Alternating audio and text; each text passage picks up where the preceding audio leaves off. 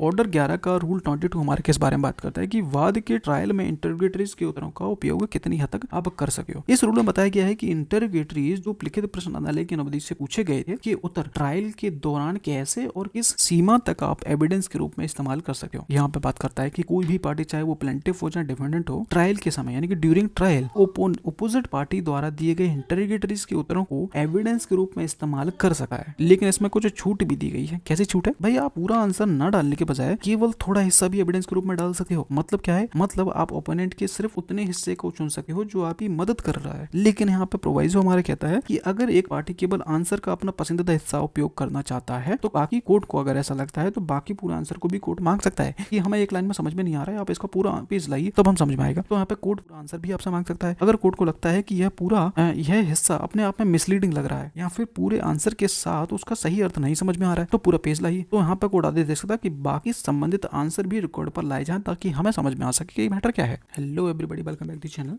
तो अपन आ चुके हैं वापस अपने वीडियो पे। तो अपन ऑर्डर पढ़ रहे थे 11 में अपन रूल 21 तक क्लियर कर चुके हैं। आज की वीडियो हम रूल 22 क्लियर करेंगे। इसके बाद रूल 23 बचेगा लास्ट जो कि है। ठीक है, तो रूल 22 हमारे किस बारे में बात करता है वो देखते हैं।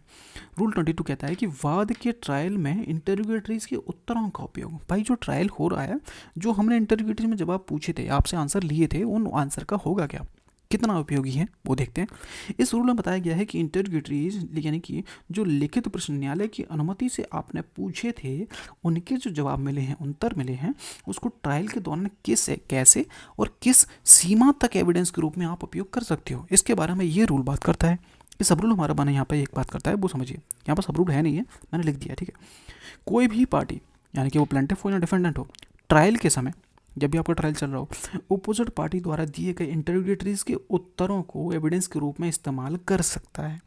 ठीक है, अलाउ किया गया है, इंटरोगेटरी के इस्तेमाल किए जा सकते हैं उनके रिप्लाई को।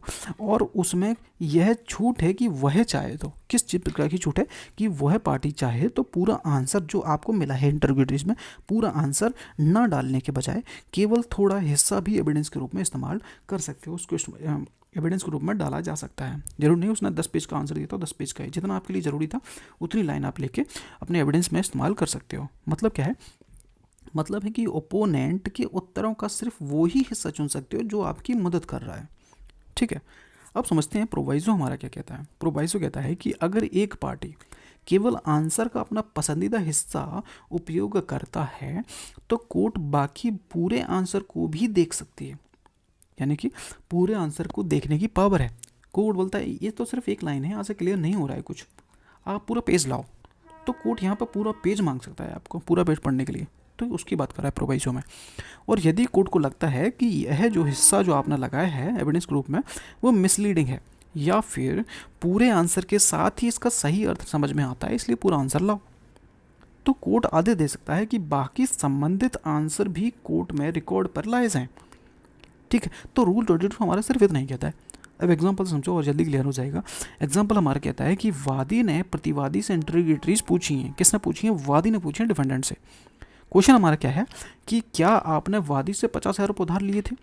तो प्रतिवादी का उत्तर आता है हाँ भैया, मैंने 50,000 रुपये उधार लिए तो थे, लेकिन मैंने 40,000 रुपये वापस भी तो कर दिए थे। तो बाकी 10,000 रुपये मैंने वादा किया था, पर वादी ने उसे माना नहीं है, मना कर दिया है। तो अब ट्रायल में वादी केवल यह हिस्सा रखना चाहता है कि हाँ 50,000 रुपये लिए थे। लेकिन इस स्थिति में कोर्ट कह सकता है कि पूरा आंसर दिखाओ, क्योंकि बाकी जो स्टेटमेंट हैं उससे जुड़ी हुई हैं। तो सिर्फ आधा हिस्सा रखने से गलत पिक्चर बनेगी। तो कोर्ट आदेश दे सकती है कि पूरे जुड़े हुए उत्तर एविडेंस के रूप में शामिल किए जाएं। तो यहाँ पर कोर्ट के पास पावर है कि वो एक लाइन ना देखने के बजाय पूरा आंसर मांग सकता है कि एक्चुअल मैटर क्या है, मैं पढ़ सकूँ। ठीक है, अब रूल का ऑब्जेक्ट सीधा सीधा है कि ताकि कोई पार्टी ओपोनेंट के आंसर को सिलेक्टिवली यूज़ करके मिसलीडिंग पिक्चर ना बना दे। ये इसका आंसर है, कोर्ट मांग सकता है पूरा, ताकि कोर्ट को फुल कॉन्टेस्ट पता चले कि है क्या मैटर, ताकि जस्टिस हो सके। ठीक है, तो रूल 22 हमारे यहाँ पे क्लियर होता है। एक बार फिर से क्लियर कर देता है। ऑर्डर 11 का रूल 22 हमारे किस बारे में बात करता है कि वाद के ट्रायल में इंटरोगेटरीज के उत्तरों का उपयोग कितनी हद तक आप कर सकते हो।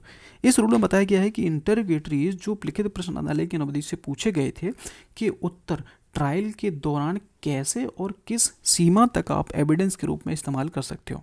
यहाँ पे बात करता है कि कोई भी पार्टी चाहे वो प्लेंटिफ हो चाहे डिफेंडेंट हो, ट्रायल के समय यानी कि ड्यूरिंग ट्रायल ओपोजिट पार्टी द्वारा दिए गए इंटरोगेटरीज के उत्तरों को एविडेंस के रूप में इस्तेमाल कर सकता है। लेकिन इसमें कुछ छूट भी दी गई है। कैसी छूट है भाई? आप पूरा आंसर ना डालने के बजाय केवल थोड़ा हिस्सा भी एविडेंस के रूप में डाल सकते हो। मतलब क्या है? मतलब आप ओपोनेंट के सिर्फ उतने हिस्से को चुन सकते हो जो आपकी मदद कर रहा है। लेकिन यहाँ पे प्रोवाइजो हमारे कहता है कि अगर एक पार्टी केवल आंसर का अपना पसंदीदा हिस्सा उपयोग करना चाहता है तो बाकी कोर्ट को अगर ऐसा लगता है तो बाकी पूरा आंसर को भी कोर्ट मांग सकता है कि हमें एक लाइन में समझ में नहीं आ रहा है, आप इसका पूरा पेज लाइए तब हम समझ में आएगा। तो यहाँ पे कोर्ट पूरा आंसर भी आपसे मांग सकता है।